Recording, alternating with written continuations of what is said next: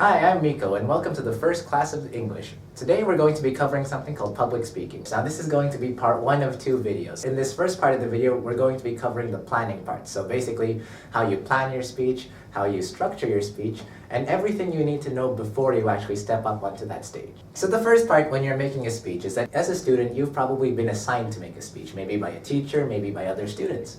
Now the first thing you have to figure out when you're talking about public speaking is you have to figure out your audience. And especially what kind of speech you're doing. Because the speech is going to be different if you're addressing it to one person versus if you're addressing a speech to maybe 1,000 people.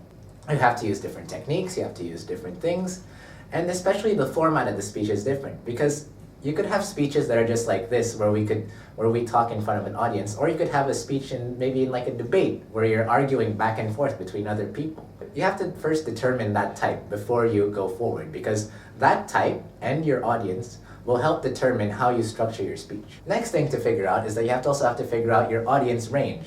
If you're going to be talking mainly to kids, then you're going to be using a different set of words than if you were talking to adults.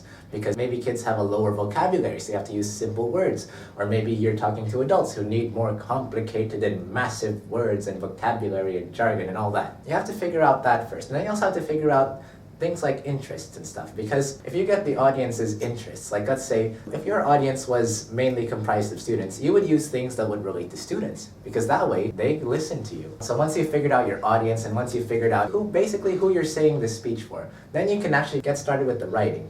Now when you're starting off with speech writing, it's okay to structure your speech like an essay. So you have your introduction, then you have your content, and then you have your conclusion. And if you can remember this back when you were writing essays, in your introduction you state your point.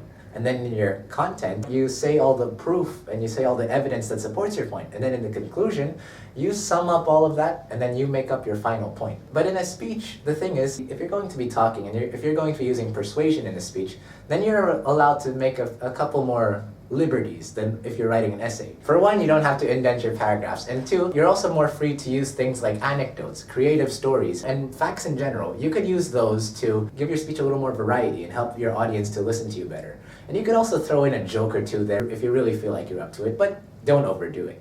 So if I were to put all that into an example, for example, let's say if I was talking a speech about World War II, for example. Now if I was talking World War II, I could just list all the events in order of the time they were finished and they were going, right? But that would be boring, and most of you would fall asleep halfway through. So instead, you could go from every single point, but in between those points, you could do something like add stories, you could add facts, you could add figures, you could add jokes. Although I don't think World War II is the best place to add jokes, but you get the point. Because once you add these into your speech, then much like the steps earlier, it allows your audience to not only relate to you more, but also helps make you as a speaker sound more human.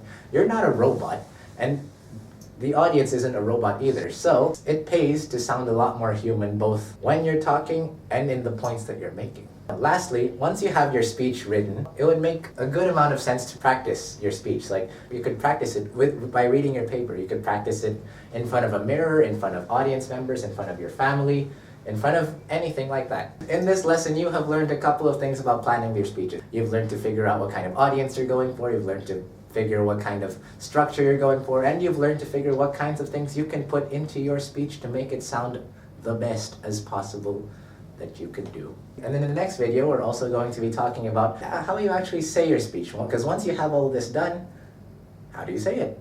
That's coming up next.